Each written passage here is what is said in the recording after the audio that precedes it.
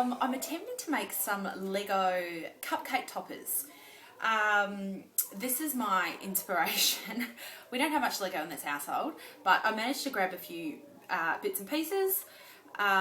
First stage is going to be making this green, but I'm going to sort of make circles that are going to sit on top of the cupcake icing. They're going to be like the Lego board, and then I'm going to put things on top of it. So what we need to do to get the little tiny circles on the green board, I looked at my circle cutters. I don't have anything small enough. So the next step after that is to look at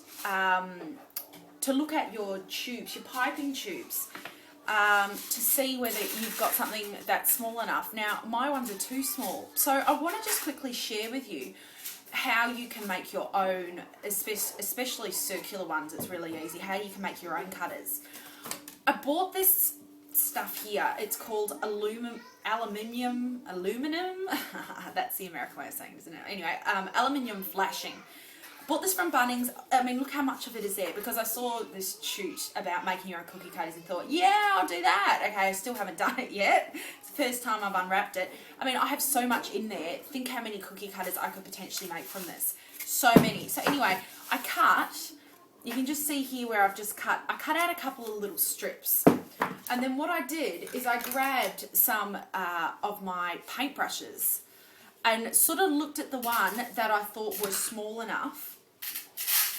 And then basically here, I just wrapped the aluminium flashing around and then chopped it off with my scissors. And one of them, I made one first with a different I probably can't even really see.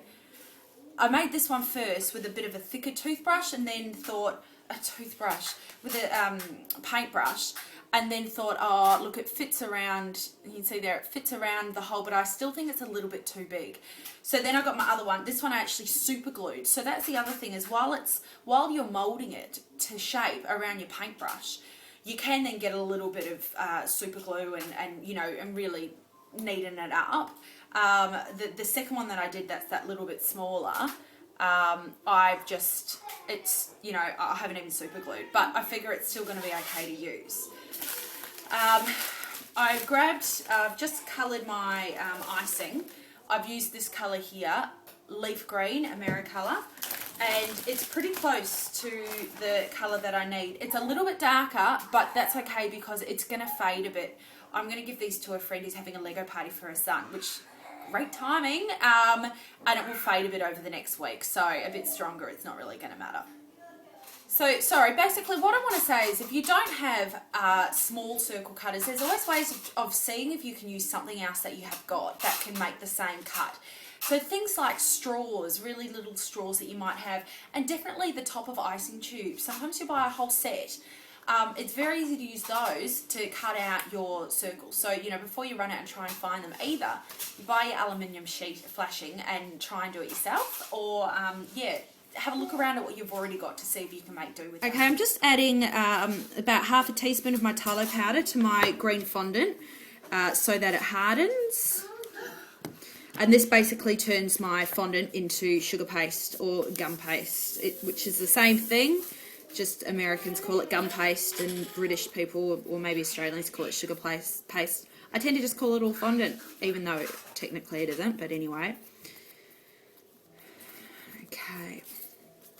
It's still a little bit sticky from putting the colouring in, so I'm just going to let it sort of sit there for a while, maybe a few minutes just before I roll it out. Okay, I've rolled out my green colour, and I've got the square cutter. Now, I don't own like proper cake decorating square cutters. I've got like proper circle cutters. I've got a lot of cutters.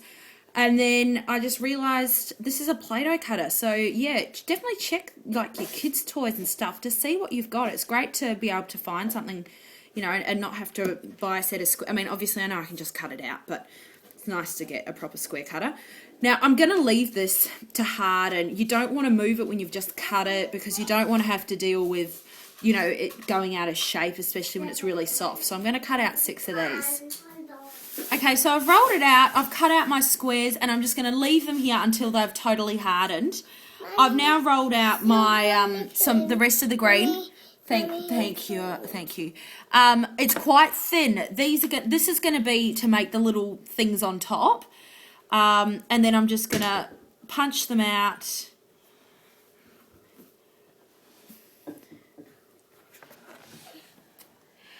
So I'm going to cut them all out and then leave them to dry. Okay, I don't know if I'm probably going to need more squares like this. I'm just tidying them up. Sorry about the shadows. And then they dry pretty quickly actually. I'm not going to add these on until I put my Lego pieces. Sorry about that background noise. So I'm just going to let them dry, and I'll put them on right at the end. Okay, I've coloured my yellow fondant, added some Tylo powder. I've used Americolour lemon yellow. It's pretty bright, but I kind of figure Lego is bright. This is my Lego piece. I'm going to make for one of these toppers 3 pieces, different coloured pieces that size. So I've just got that there, you know, to just as a guide. Okay, so just roll it in a ball. You just want to flatten it. Just try and get the sides nice and flat, and then sort of work on patting it down to get the right height.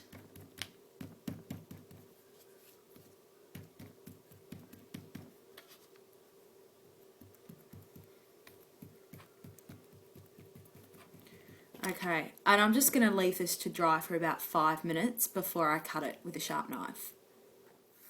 Okay, so I've also rolled out my blue one. I just want to show you an example of, see, when I go to pull this one up, it's still quite bendy, so it you know, that needs more time, whereas this one is like a little pebble. So, okay, so what I'm going to do is I'll just have my Lego piece next to it. I've got a really sharp big knife, and you just want to try and cut it and get a really sharp finish on it.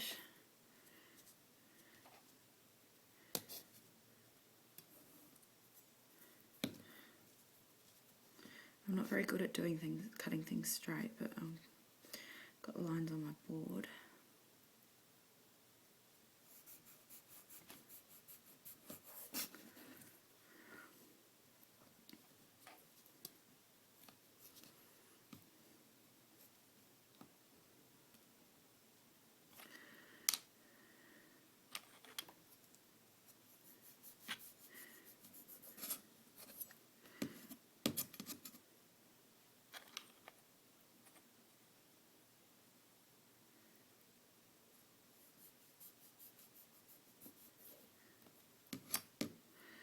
Okay.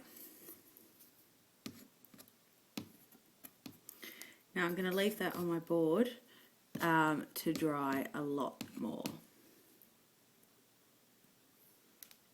If I look at these, they're pretty much exactly the same shape, exactly the same height. I mean, look, not that it really matters, you don't have to do it exactly the same as a piece of Lego, but at least it just helps you get that scale right. Okay, I've cut out all my little Lego blocks. Fortunately, they're not quite the same height. Look, I should be more particular, but I'm not really, so that's something you guys can easily do. I accidentally made a little slice in one of them, 2 of them actually, with my nice knife. Anyway, I'm just going to stick them on my board.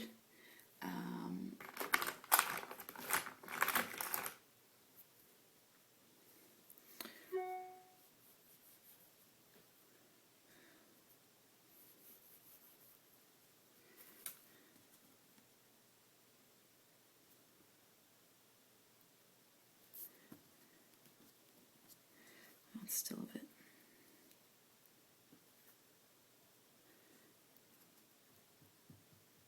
Okay, sort of tidy it up. And then I'm going to stick the yellow one on top. Hopefully I can stick it in the middle.